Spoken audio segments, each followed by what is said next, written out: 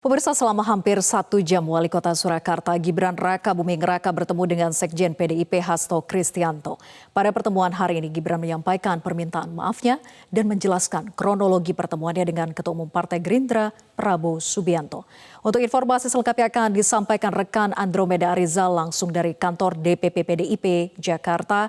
Selamat sore Andro, jadi apa saja hasil pertemuan antara Gibran dengan Sekjen PDIP?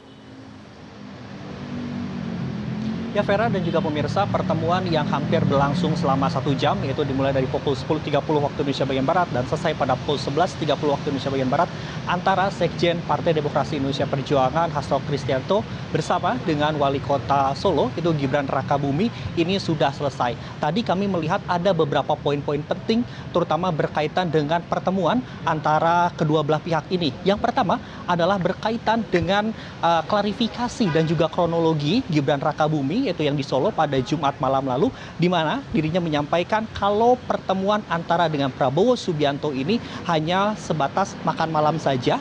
Kemudian Gibran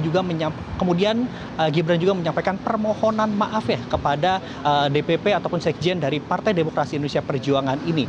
Selain itu juga tadi Hasto menyampaikan bahwa dalam pertemuan antara Gibran Rakabuming dan juga Prabowo ini ada framing sehingga ini menimbulkan kegaduhan di publik. Dan tadi pun juga Gibran menyampaikan klarifikasinya dan juga permohonan maaf. Selain itu juga tadi Ketua Umum Partai Demokrasi Indonesia Perjuangan Megawati Soekarnoputri pun menyampaikan amanat ya kepada Sekjen Partai Demokrasi Perjuangan yaitu Hasto, dan disampaikan kepada Gibran untuk berhati-hati terutama terkait dengan manuver-manuver politik yang ada. Kita ketahui bahwa Gibran ini merupakan Wali Kota Solo dan juga putra pertama dari Joko Widodo, di mana selain itu juga ini perlu diwaspadai berkaitan dengan manuver-manuver politik, terutama berkaitan dengan kepentingan politik yang ada. Selain itu juga tadi juga disampaikan bahwa hingga hari ini tidak ada sanksi yang diberikan dari Sekjen PDIP kepada Gibran Rakabuming terkait dengan pertemuan dengan Prabowo ini, hanya nasihat-nasihat saja.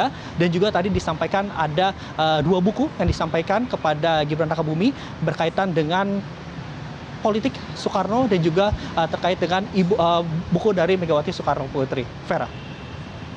Ya, Andro, dengan tidak adanya sanksi untuk Gibran, apakah ada arahan khusus dari DPP PDIP kepada kepala daerah lainnya misalnya yang juga kader PDIP pasca kasus Gibran ini?